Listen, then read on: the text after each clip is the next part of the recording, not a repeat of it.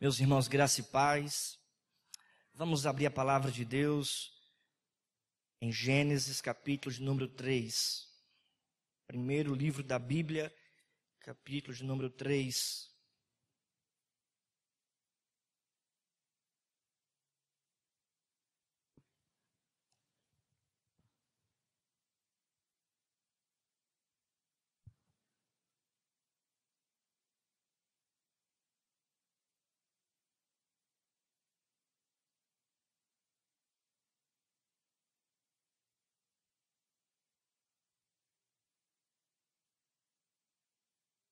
Gênesis capítulo 3, versículo de número 8 e 9. Em reverência à palavra de Deus, vamos nos colocar de pé mais uma vez.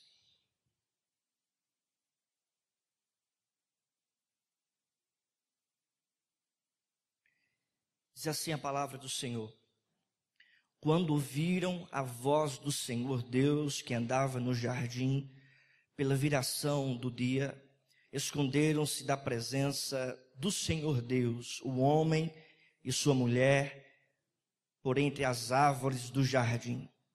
E chamou o Senhor Deus ao homem e lhe perguntou: onde estás? Vamos ler mais uma vez esses dois versículos em uma só voz. Vamos lá? Quando ouviram a voz do Senhor Deus que andava no jardim pela viração do dia, esconderam-se da presença do Senhor Deus, o homem e sua mulher, por entre as árvores do jardim. E chamou o Senhor Deus ao homem e lhe perguntou: onde estás? Feche os seus olhos mais uma vez e vamos orar. Senhor Deus, amado Pai, tem misericórdia de nós, que nesta noite, neste momento, possamos ouvir, ó Deus, a Tua voz, que verdadeiramente possamos sair daqui nesta noite convictos de que o Senhor falou conosco. Abre o nosso entendimento pelo Teu Espírito Santo, aplica, Deus, a Tua palavra no mais íntimo da nossa alma, pois só Tu sabes o que se passa no nosso coração. Ó Deus, que em nome de Jesus a Tua palavra traga vida para a Tua igreja, em nome do Teu Filho amado Jesus Cristo. Amém. A igreja pode se assentar.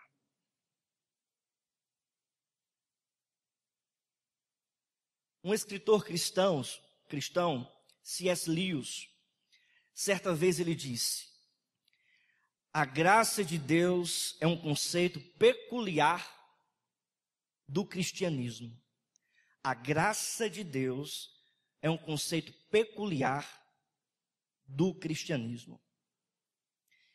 Nenhuma outra tradição religiosa expressa tanto a graça de Deus como o cristianismo.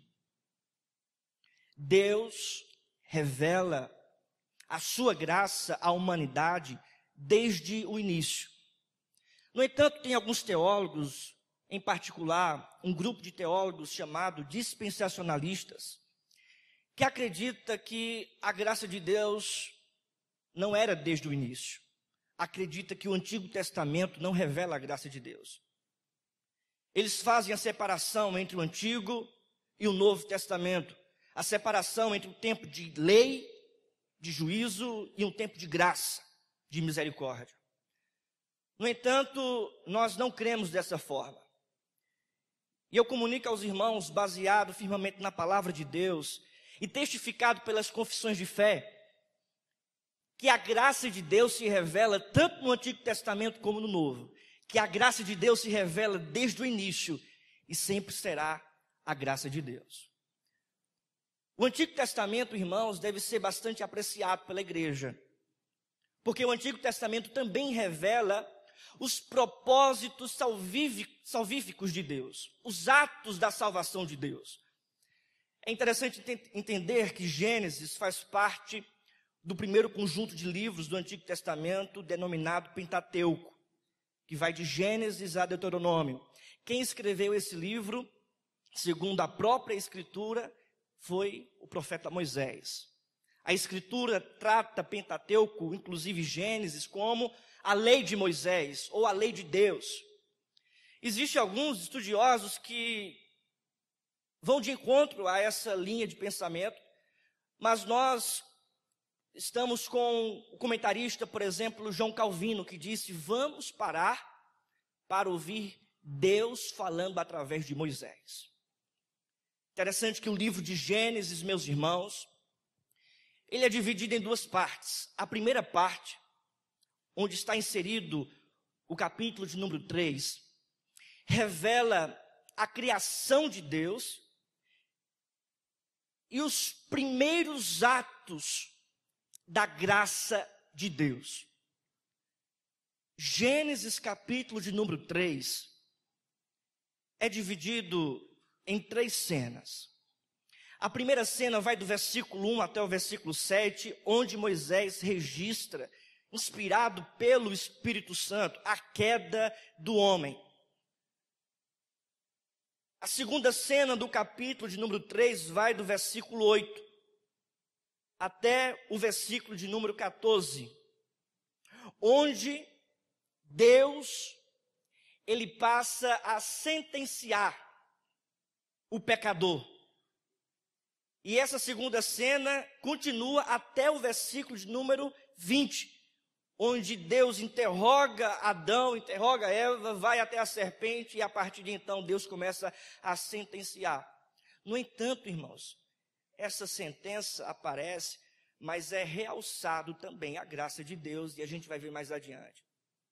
E a terceira parte do capítulo 3 vai do versículo de número 21 até 24, que fala sobre a providência de Deus por meio da sua graça.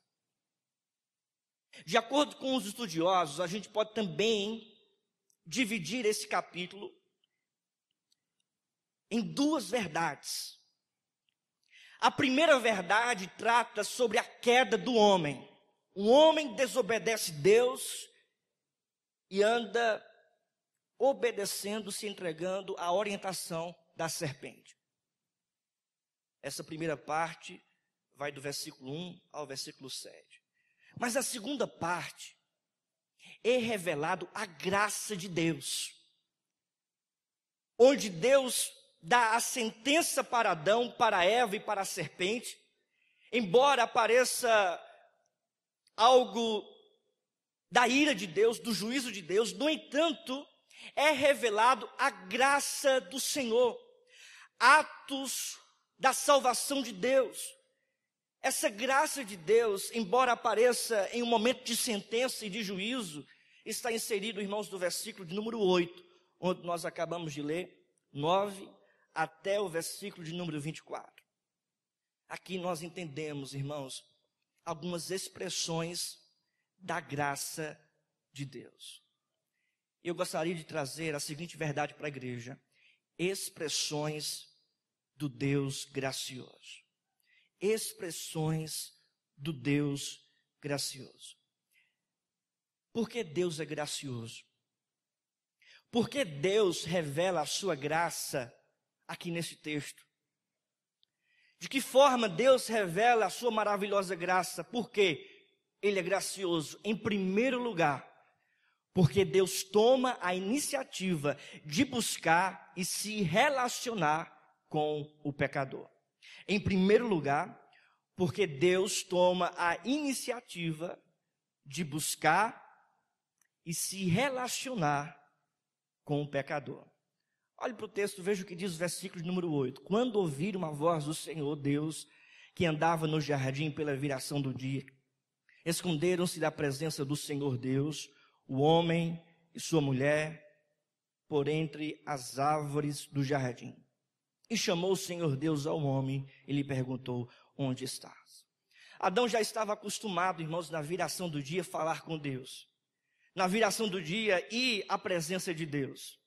Adão já estava acostumado porque ele foi criado por Deus para isso, para ter comunhão com Deus. No entanto, irmãos, nesse momento, quando Adão escuta a voz de Deus, diz o texto que ele se esconde da presença do Senhor. E nós percebemos isso, essa vergonha de Adão, esse medo de Adão por causa de Deus, porque ele tinha pecado. Nós bem sabemos que Adão desobedeceu Deus, comendo do fruto da árvore proibida. Não somente ele, mas também Eva, sua mulher. Eva, meus queridos, foi enganada pela serpente. Adão deveria proteger a sua família, no entanto, ficou omisso. Eva desobedeceu, Adão também desobedeceu, os dois pecaram, saíram de um estado de neutralidade e se tornaram pecadores, manchados pelo pecado. Eles resolveram levantar um Deus para si, abandonando o Deus que os criou e servindo agora a serpente, a Satanás. De acordo com os teólogos, Adão, Eva, eles quebraram o primeiro mandamento. Embora os 10 mandamentos só foi escrito depois por Moisés, conforme o apóstolo Paulo em Romanos, a lei de Deus já estava gravada nos corações. Não somente isso, mas Adão deliberadamente segue o caminho oferecido por Satanás, recusando aceitar a vontade divina e buscando satisfazer o desejo do seu coração. Eles quebram, irmãos, esse pacto, essa aliança que Deus fez com Adão e Eva.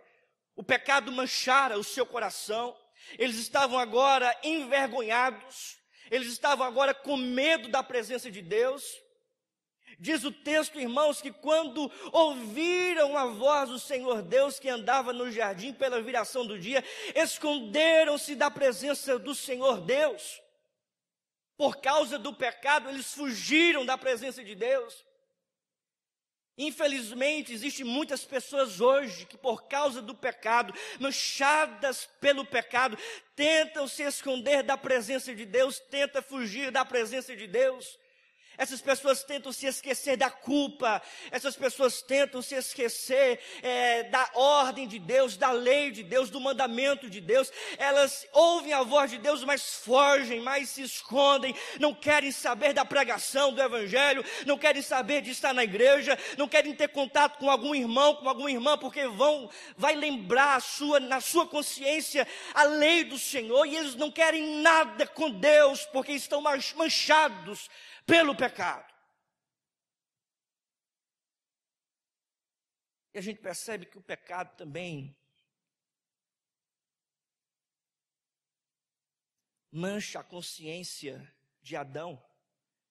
Porque como pode Adão se esconder do Deus que é onisciente, onipresente, onipotente? Parece que o pecado tira o raciocínio de Adão. Ele não quer ouvir Deus. De acordo com Martinho Lutero, comentando o texto, ele diz que Adão fugiu da presença de Deus, pois não suportou ouvi-lo. Desta forma, diz Lutero, muitos não suportam ouvir Deus, não suportam ouvir a pregação do evangelho. Tem pessoas que quando chega o momento de pregação, essas pessoas não suportam ouvir, não suportam parar para ouvir Deus, porque estão manchadas pelo pecado e querem se esquecer da sua culpa, querem se esquecer das suas atitudes, fogem da presença de Deus. No entanto, irmãos, é revelado a graça do Senhor, porque no versículo de número 9 diz: chamou o Senhor Deus ao homem e lhe perguntou: onde estás? Deus é gracioso, porque Deus dá o primeiro passo para se relacionar com o pecador. Deus, ele é gracioso, porque embora Adão tenha se escondido da presença de Deus, Deus vai ao encontro de Adão e o chama: onde estás? Essa pergunta, irmãos, não quer dizer que Deus não sabia onde Adão estava. Deus sabia onde Adão estava, mas essa pergunta revela quão perdido estava Adão. Adão não estava longe do conhecimento de Deus, mas Adão estava longe da comunhão com Deus. E é por esta razão que Deus vai ao encontro de Adão e diz: onde você está? Você está perdido. E eu estou aqui para te encontrar, eu estou aqui para te dar graça. Os estudiosos afirmam, meus queridos, que Deus vai ao encontro de Adão não para destruí-lo, embora essa fosse a sentença. Mas Deus vai ao encontro de Adão, perguntando de onde ele estava. Meus queridos, de acordo com Charles Spurgeon, príncipe dos pregadores, comentando esse texto, ele diz algo tremendo. Ele diz: o próprio Senhor vem ao encontro de Adão, e note como ele vem caminhando. Ele não tinha pressa em ferir Adão, ele não se apressou com uma espada impetuosa, mas ele vem andando no jardim. E ele continua dizendo, Charles Spurgeon, Deus disse: onde estás? Era a voz de um pastor perguntando por suas ovelhas perdidas. E ele diz: era o grito de um pai perguntando por seu filho que estava andando longe. Deus, irmãos, aqui nesse texto está revelando a sua graça.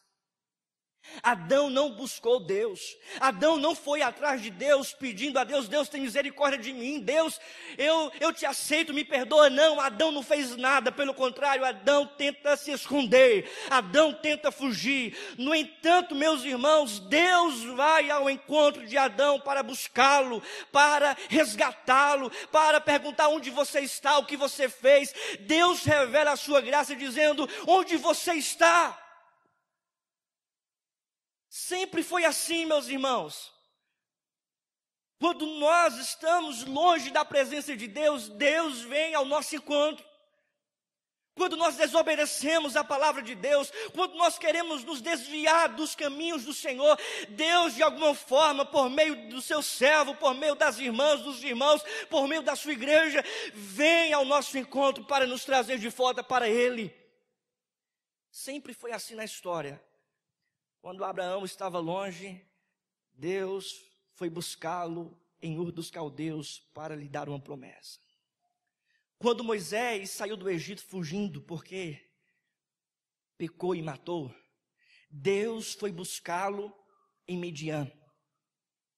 Quando José foi abandonado e condenado pelos irmãos, Deus foi buscá-lo no Egito. Quando Davi, meus queridos, matou e pecou contra o Senhor, Deus foi buscá-lo por meio do profeta Natã. Quando o povo de Deus se afastava do caminho de Deus, Deus levantava os profetas para dizer para o povo: ó, volte para o Senhor, vocês estão em desobediência. Sempre foi Deus se levantando e buscando o seu povo. Quando não tinha mais jeito para o povo, Deus, irmãos, agora revela buscar o seu povo por meio do seu Filho Jesus. E Ele envia seu Filho Jesus Cristo como prova desse amor, como prova dessa graça. Onde o apóstolo Paulo diz em Romanos capítulo 5, versículo 8, mas Deus prova do seu próprio amor para conosco, pelo fato de ter Cristo morrido por nós, sendo nós ainda pecadores. Deus provou o seu amor, Ele já fez, Ele foi na cruz e disse: onde vocês estão? Eu amei vocês, eu estou aqui, eu já dei o primeiro passo, Ele já fez, já está consumado. Ele provou o seu amor por mim, por você, e Ele pergunta para você: onde você está? Deus, Ele busca você. Deus, Ele tem prazer em ter comunhão com você. Deus, Ele prova desse amor, Ele dá esse primeiro passo, porque Ele quer se relacionar com você. Meus queridos irmãos, Deus já fez tudo por nós. Deus, Ele já provou do seu amor. Deus, Ele já deu o primeiro passo.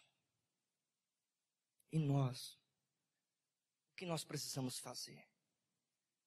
Nós precisamos apenas, irmãos, ouvir Deus falar, procurá-lo, se entregar. Nós estávamos perdidos, mas Deus nos achou.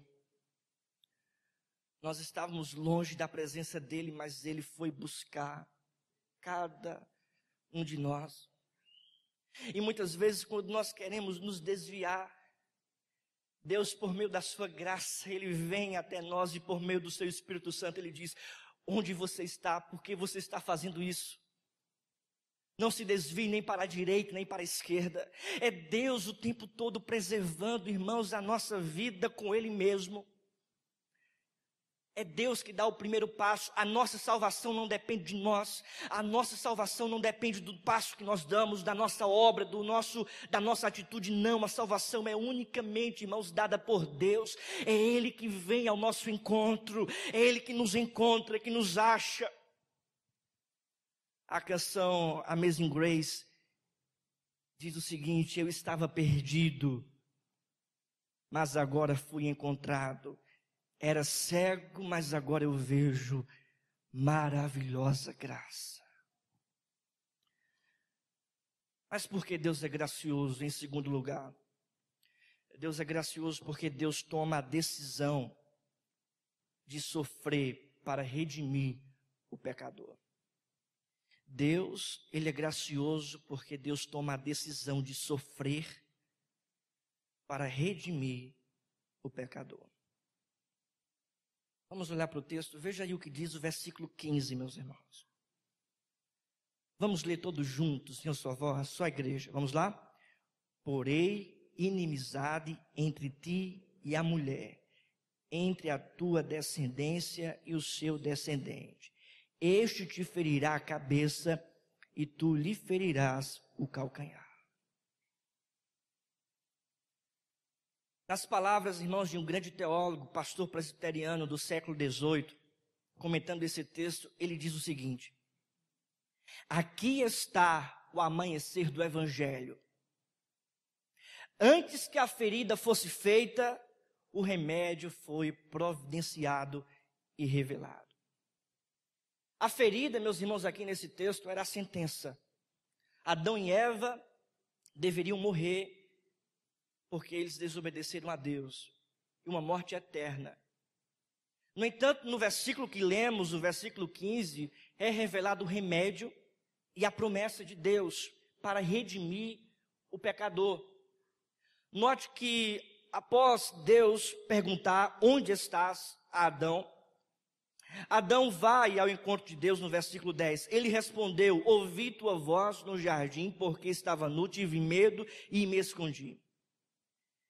E aí você vai notar que Deus vai dialogar com Adão e Adão não assume a culpa. Pelo contrário, diz o seguinte: ó, eu comi do fruto porque a mulher que tu destes me orientou desta forma. Aí Deus vai ao encontro da mulher e pergunta o que aconteceu, vai interrogando a mulher, e a mulher: foi a serpente. Note que o pecador, ele não assume a culpa. E ele sempre tenta se esquivar da lei de Deus, colocando a sua culpa no outro, a razão no outro. Tenta justificar o seu erro no outro, nas circunstâncias, no momento. Ah, foi fulano de tal. Ah, o erro não é meu, é cicrano. Foi dessa forma, eu fiz isso porque aconteceu assim, o erro não é meu. E aqui está revelado: Adão tenta se justificar colocando a culpa em Eva. Eva tenta se justificar colocando a culpa na serpente. Mas na verdade não é justificativa. Tentam apenas se explicar. E aí Deus vai ao encontro da serpente no versículo 14 e dá a sentença. A partir do versículo 14 é Deus aqui, irmãos, dando a sentença para a serpente, mais adiante para Adão e depois para Eva. Veja o que Deus diz. Então o Senhor Deus disse à serpente: visto que isto fizeste, maldita és entre todos os animais domésticos e o és entre todos os animais selváticos. Rastejarás sobre o teu ventre e comerás pó todos os dias da tua vida. Versículo 15. Porém inimizade entre ti e a mulher, entre a tua descendência e o seu descendente. Este te ferirá a cabeça e tu lhe ferirás o calcanhar. Segundo a tradição, irmãos, do cristianismo, o versículo 15 é uma promessa de redenção. É uma promessa messiânica. E é interessante que em meio à sentença, Deus está revelando a sua maravilhosa graça. Deus, irmãos, está aqui dizendo o seguinte, que a descendente da mulher vai ferir a cabeça da serpente. E essa é a primeira referência a Jesus, onde a profecia diz que Jesus vai pisar na cabeça da serpente, pondo fim às obras de Satanás. Note, meus irmãos, que Deus aqui está revelando a redenção do seu povo. E o que significa a palavra redenção ou redimir? Significa fazer reparação de um erro, corrigir, salvar, libertar.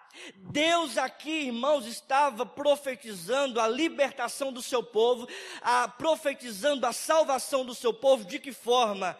Ele mesmo sofrendo a sentença para salvar o pecador. É interessante que o texto diz, irmãos, que a serpente vai ferir o seu calcanhar, ou seja, Jesus Cristo vai sofrer. Jesus Cristo, irmãos, vai lutar contra a serpente. A ideia aqui é de um príncipe guerreiro que está lutando contra a serpente, que está lutando contra o inimigo, mas na verdade, irmãos, é notório a promessa de que Jesus vence. A serpente fere o calcanhar de Jesus, mas de fato Jesus pisa na cabeça da serpente. E de acordo com a revelação bíblica, nós vamos perceber que Jesus pisa na cabeça da serpente quando ele é crucificado.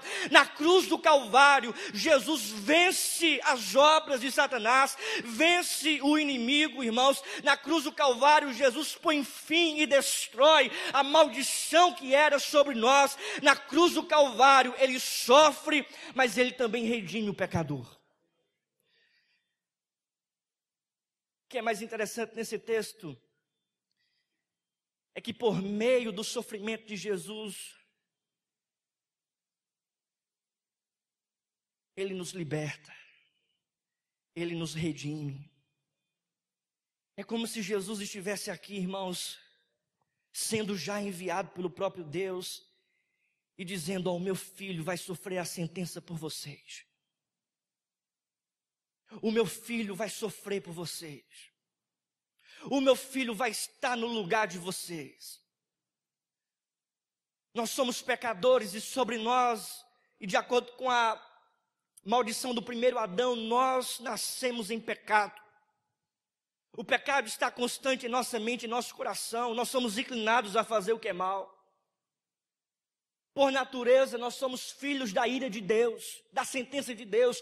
No entanto, no versículo 15, irmãos, Cristo sofre essa sentença em nosso lugar para nos redimir, para nos libertar desta condenação. Em Cristo, meus irmãos, há graça. Em Cristo, meus irmãos, há a redenção, a libertação de Deus diante dos nossos pecados e da consequência dos nossos pecados. É na cruz, irmãos, que Deus nos salva. O apóstolo Paulo, escrevendo a sua carta aos Colossenses, capítulo 2, versículo 15, ele diz: despojando os principados e as potestades, publicamente os expôs ao desprezo, triunfando deles na cruz. Numa citação de João Calvino sobre o texto, ele diz: Adão somente recuperou a vida pela morte de Jesus Cristo. Somente por ele. Esta, irmãos, é a linguagem da graça de Deus.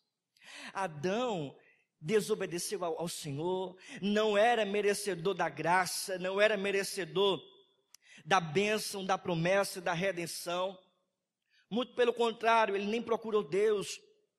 No entanto, Deus dá um favor imerecido, revela aqui a redenção dele, dizendo: ao meu filho, a descendente da mulher vai pisar na cabeça da serpente e você estará salvo. À medida, meus irmãos, que esse texto vai fazendo, entrando em nosso coração e fazendo morada na nossa vida, nós podemos falar sobre isso de acordo com Charles Spurgeon disse, que há no versículo 15 de Gênesis capítulo 3, a voz da graça, a novidade de libertação. Ele foi a descendente da mulher, nasceu de uma virgem e foi o nosso representante. O primeiro representante, Adão, caiu e desobedeceu. Mas o nosso segundo Adão, o nosso segundo representante, ele obedeceu perfeitamente a Deus. Adão, no jardim de Deus, no paraíso de Deus, pecou contra o Senhor, foi tentado e caiu. O segundo Adão, Jesus Cristo, no deserto, depois de 40 dias, sem comer, em jejum, foi tentado pela serpente, por Satanás. Mas como nosso representante, ele obedeceu por nós perfeitamente. No primeiro Adão, nós estamos em crise. Nós estamos condenados.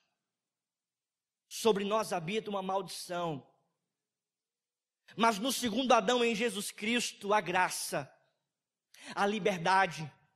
Porque ele sofreu a maldição em nosso lugar, ele sendo pendurado em um madeiro numa cruz, para nos libertar desta maldição e nos redimir para uma vida eterna.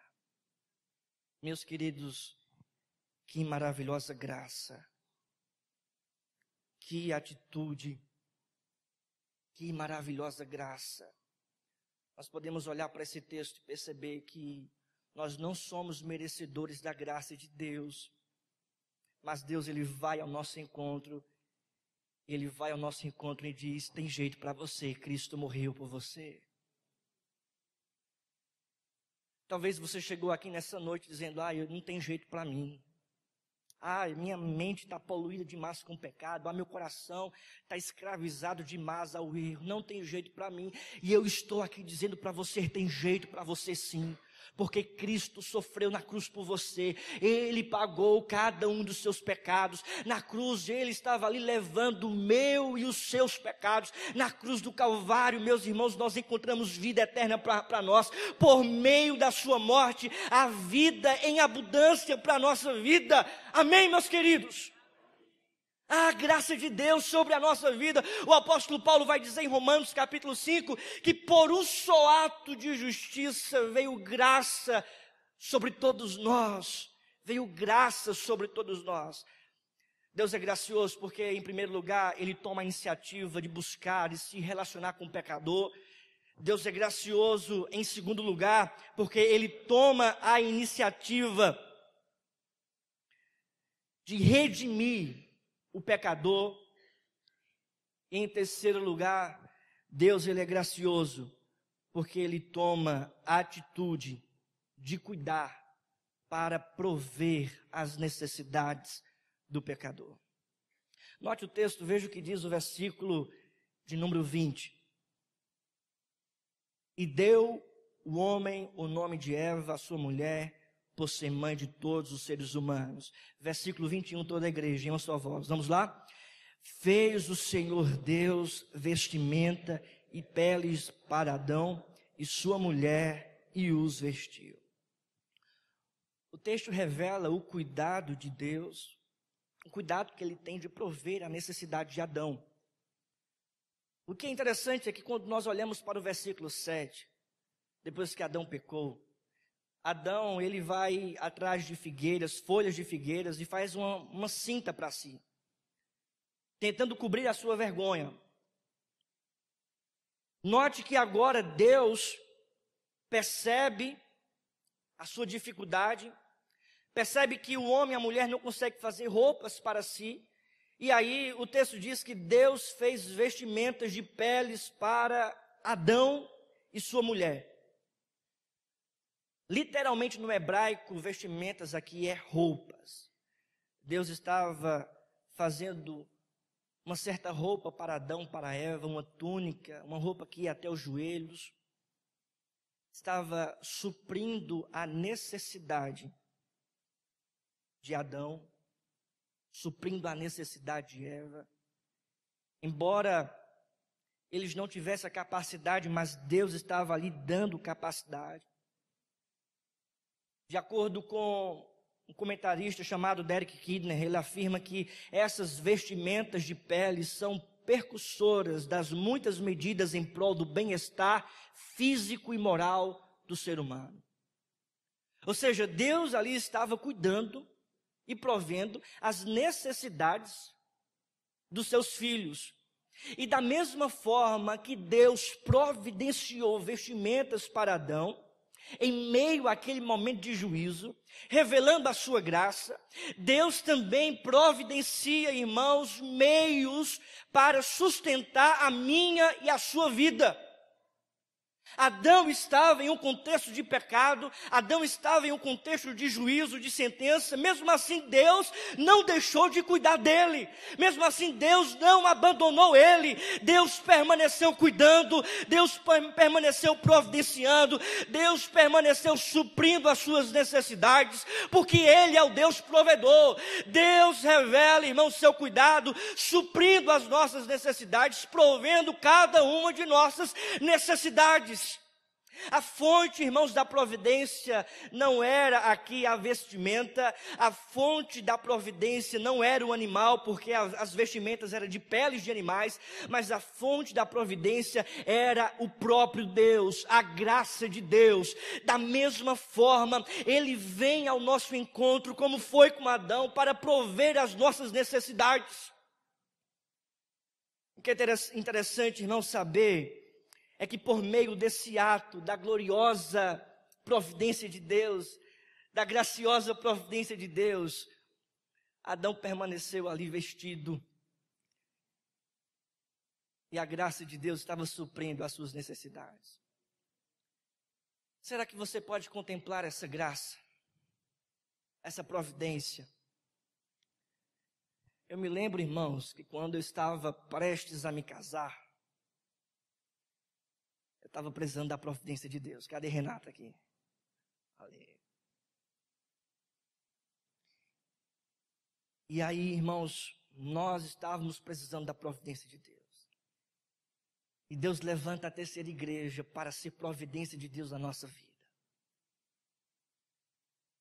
No entanto, irmãos, naquele momento a coisa apertou para nós. E nós recebemos a providência de Deus e ganhamos uma lua de mel.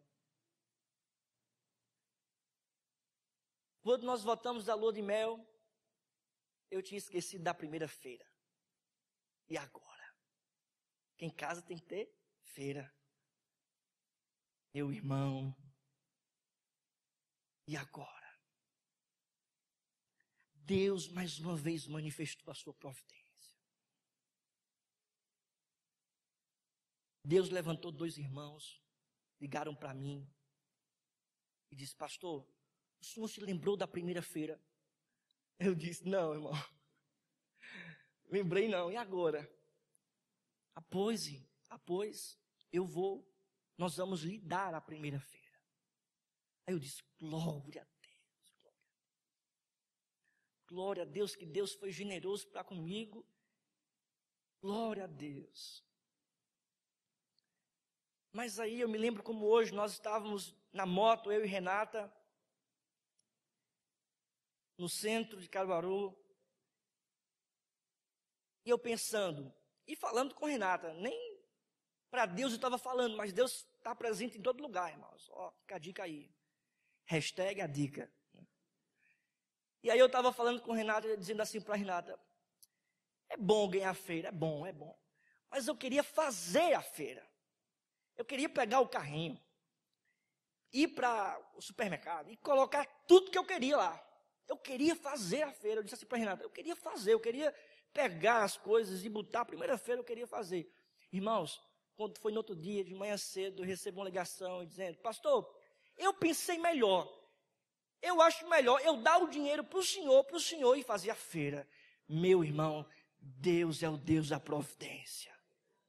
Deus é o Deus da providência. Eu cheguei com Renata lá no supermercado, a gente foi para o melhor. A gente foi e colocou tudo que tem direito, irmãos, na primeira-feira. Porque Deus é o Deus da providência. Amém? Você crê nisso? Você acredita nisso? Faltou vestimenta, Deus foi lá e vestiu Adão e Eva.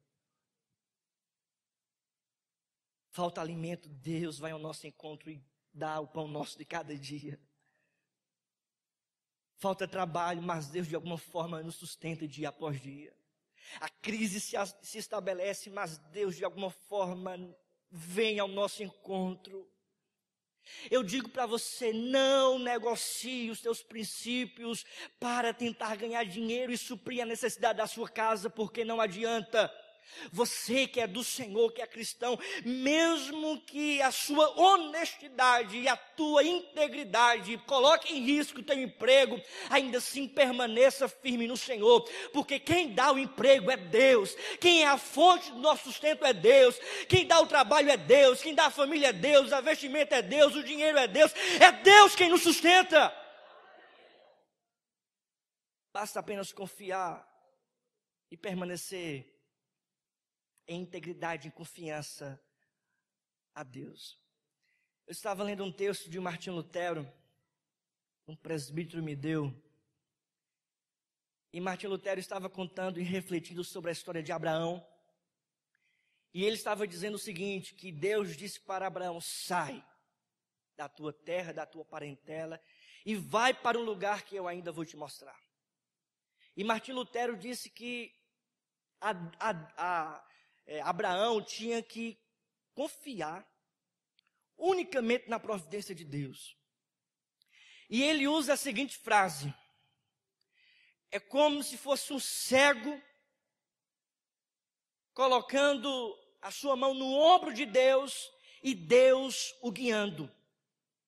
E da mesma forma, meus irmãos, nós precisamos confiar em Deus de tal forma que nós não enxergamos, mas enxergamos unicamente o Deus que nos chama, enxergamos unicamente o Deus que nos orienta, enxergamos unicamente a providência de Deus, enxergamos unicamente a nossa obediência à vontade de Deus. Eu digo para você, mesmo que a vontade de Deus seja difícil para você, seja ilógica, vá de encontro à sua razão, é melhor você se tornar um cego e obedecer a Deus, porque Ele sabe ainda mais do que você, o que é melhor para você e para a sua família. Deus estava aqui cuidando de Adão. Note, meus irmãos, que o texto vai dizer o seguinte, o versículo 22. Então disse o Senhor Deus, eis que o homem se tornou como de nós, conhecedor do bem e do mal, assim que não estenda a mão e tome também da árvore da vida e coma e viva eternamente. Deus os vestiu e Deus estava ali cuidando, protegendo eles de comerem do fruto da árvore da vida. Primeiramente, Deus veste, faz roupas. O interessante notar é que não são roupas de figueiras, de folhas de figueiras, mas são roupas de peles de animais. E alguns estudiosos afirmam o seguinte, que um animal inocente teve que ser sacrificado para cobrir com sua pele a vergonha de Adão e Eva. Mais uma vez o texto aponta para Cristo. Um animal foi sacrificado para com a pele do animal Deus fizesse roupa e cobrisse ali Adão e Eva. A roupa estava cobrindo a vergonha de Adão e Eva. O profeta Isaías, no capítulo 61, versículo 10, ele diz: regozijar-me-ei muito no Senhor, a minha alma se alegra no meu Deus, porque me cobriu com vestes de salvação. O apóstolo Paulo, escrevendo a sua carta aos Efésios, capítulo 6, ele não tem em mente apenas um soldado romano, mas ele tem em mente Jesus Cristo, pois ele diz: revesti-vos de toda a armadura de Deus, para poderes ficar firmes contra as ciladas do diabo. Nós só podemos permanecer firmes contra as ciladas do diabo se nós estivermos vestidos de Cristo, firmados em Cristo. O que é interessante, meus irmãos, é que aquele animal foi sacrificado para que a vergonha de Adão e Eva fosse cobrida pelo sangue de Jesus, o Cordeiro de Deus que foi sacrificado. Por meio do seu sangue, ele cobre a nossa vergonha, ele limpa o nosso pecado, ele retira a mancha do nosso coração, e nós agora passamos a andar em novidade de vida.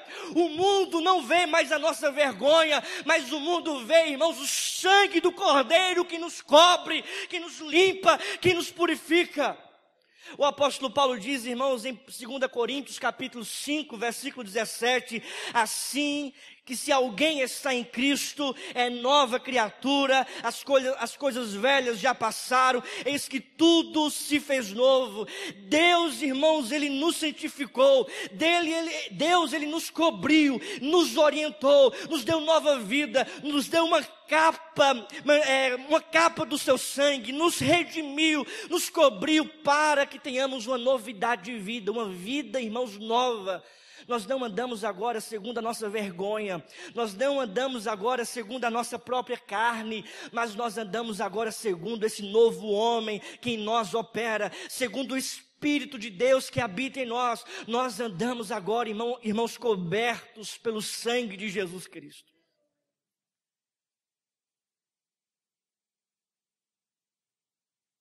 Mas Deus faz algo que aos nossos olhos parece ser algo muito punitivo, que aos nossos olhos, à primeira vista, parece ser, presbítero Adeu e Jeremias, algo muito punitivo, onde a ira de Deus se expressa com muita força. Note que Deus expulsa Adão e Eva do jardim do paraíso. Veja o que diz o versículo 23. O Senhor Deus, por isso, lançou fora do jardim do Éden, a fim de lavrar a terra de que fora tomado. E expulsou o homem, colocou que querubins ao oriente do jardim do Éden, e o refugir de uma espada que se revolvia para guardar o caminho da árvore da vida. Deus expulsou o homem do jardim, mas expulsou-o com o objetivo de protegê-lo da árvore da vida, de comer do fruto da árvore da vida.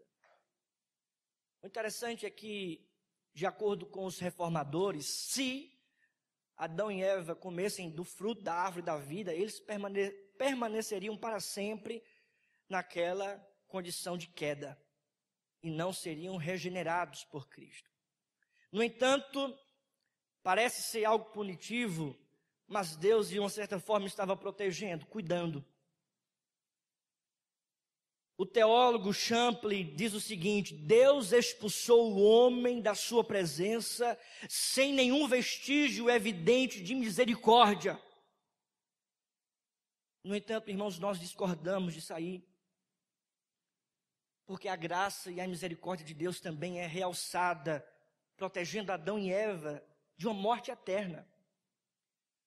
Nós concordamos com o pastor presbiteriano Matthew Henry, que diz o seguinte: não é somente justiça, mas também bondade e graça, o fato de tais privilégios lhes serem negados. Eles não poderiam comer do fruto da árvore da vida. Deus coloca um anjo para proteger, para que eles não retornassem. E de acordo com o estudioso e teólogo A.W. Pink, a árvore da vida é como se fosse um símbolo da própria presença de Deus. Por causa do pecado, ou seja, eles foram expulsos da presença de Deus e não poderiam retornar à presença de Deus. No entanto, meus irmãos, um dia Jesus Cristo, ele abre esse novo caminho para o Deus eterno, para a presença de Deus. Ele vem nesse mundo para dizer: eu sou o caminho, a verdade e a vida. Ninguém vem ao Pai senão por mim. Embora Adão e Eva fossem expulsos da presença de Deus, mais à frente, irmãos, Jesus Cristo abre esse novo caminho. E somente por meio de Jesus Cristo nós temos acesso à graça do Senhor Deus. Nós precisamos, irmãos, compreender isso. Que embora eles fossem ali expulsos do jardim, embora Adão tivesse sido expulso do jardim, em Cristo, irmãos, todos nós temos acesso a esse jardim que está sendo preparado para cada um de nós. Em Cristo nós temos acesso, onde um dia nós estaremos, irmãos, nesse paraíso, nesse novo céu, nessa nova terra. O primeiro Adão, de acordo com uma frase do comentarista Wisber, o primeiro Adão era um ladrão que foi expulso do paraíso. O segundo Adão, Jesus Cristo, pendurado numa cruz, disse a um ladrão: hoje estarás comigo no paraíso. Em Cristo Jesus, nós temos acesso a este jardim. Em Cristo Jesus, nós temos acesso a essa gloriosa vida futura. Aí você pode pensar: mas pastor, acontece tanta dificuldade comigo, é tanta adversidade, parece que Deus me priva de muitas coisas. Eu digo para você, é Deus cuidando de você, meu irmão. Deus estava cuidando de Adão quando expulsou ele do jardim. Embora não pareça, mas era graça de Deus. Da mesma forma, Deus cuida de nós quando as adversidades chegam à nossa vida. Deus está por trás das adversidades. Deus está por trás, irmãos, da disciplina.